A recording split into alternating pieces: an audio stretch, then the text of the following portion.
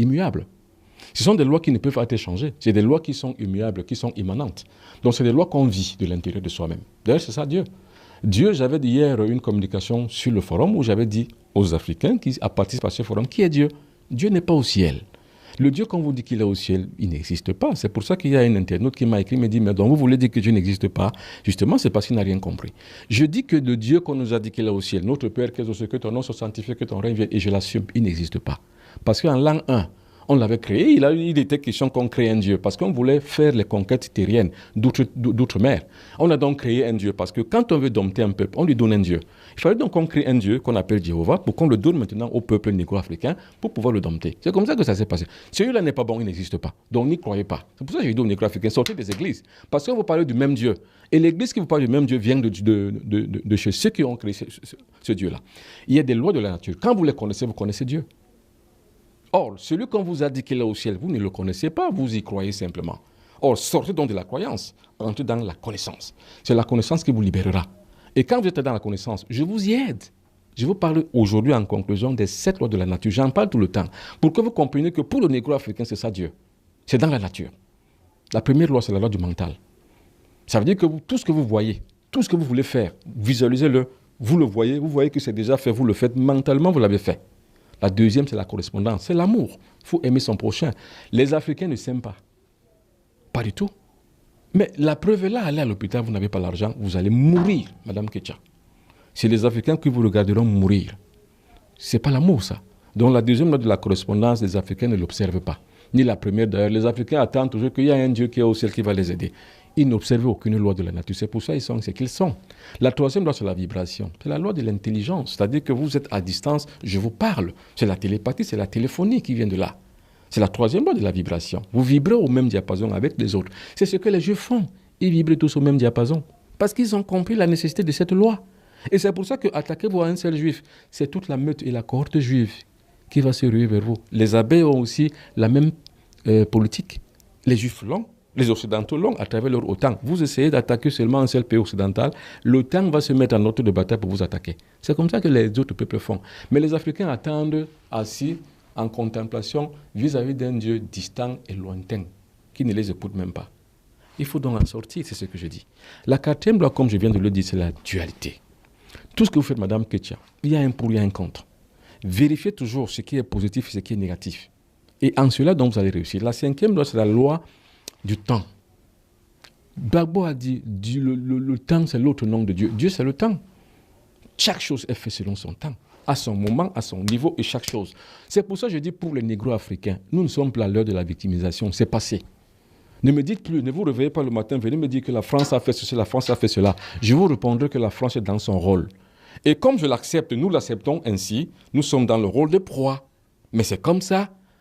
Or, la proie qui s'énerve et qui émotivement dénonce et se victimise, messieurs, est une véritable proie éternelle. Et c'est ça les Africains. Et c'est pour ça que je dénonce ça. Je dis que non, il ne faut pas dire aux Africains chaque fois qu'ils sont des victimes.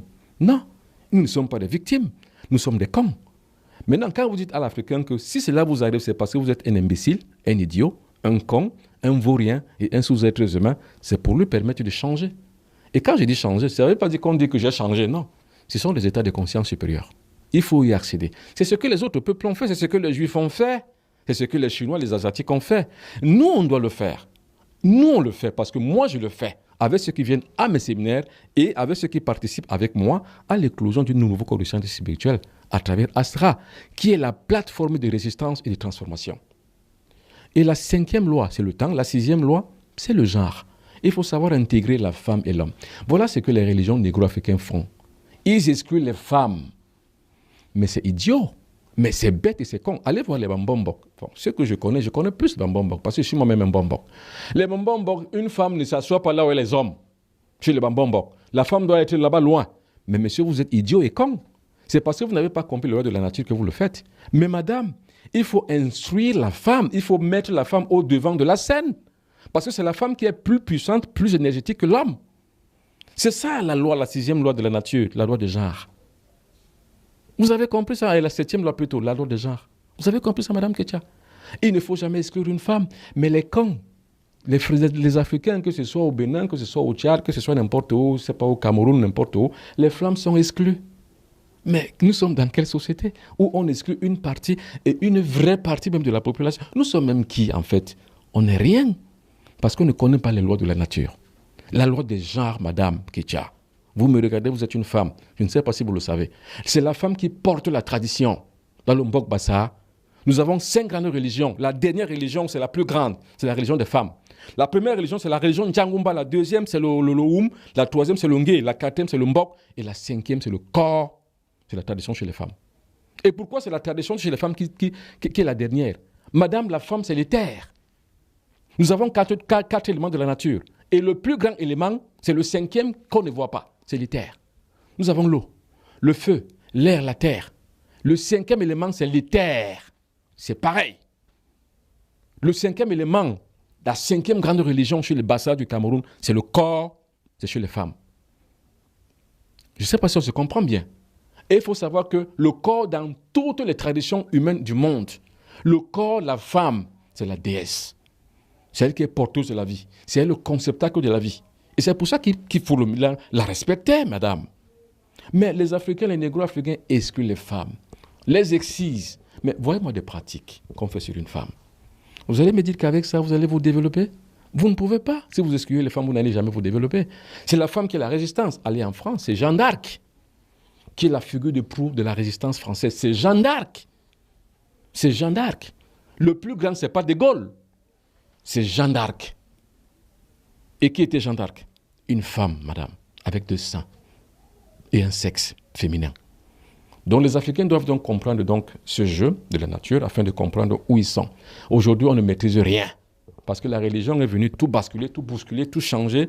Il y a des énergumènes qui vont venir dire que ouais, c'est normal qu'on sache que oui, la France, oui, non. La France n'a rien fait. La France est dans son rôle de prédateur et vous, vous êtes dans votre rôle de proie. Mais si vous voulez changer, commencez à combattre dès maintenant. Et le meilleur outil, c'est la transformation de la conscience.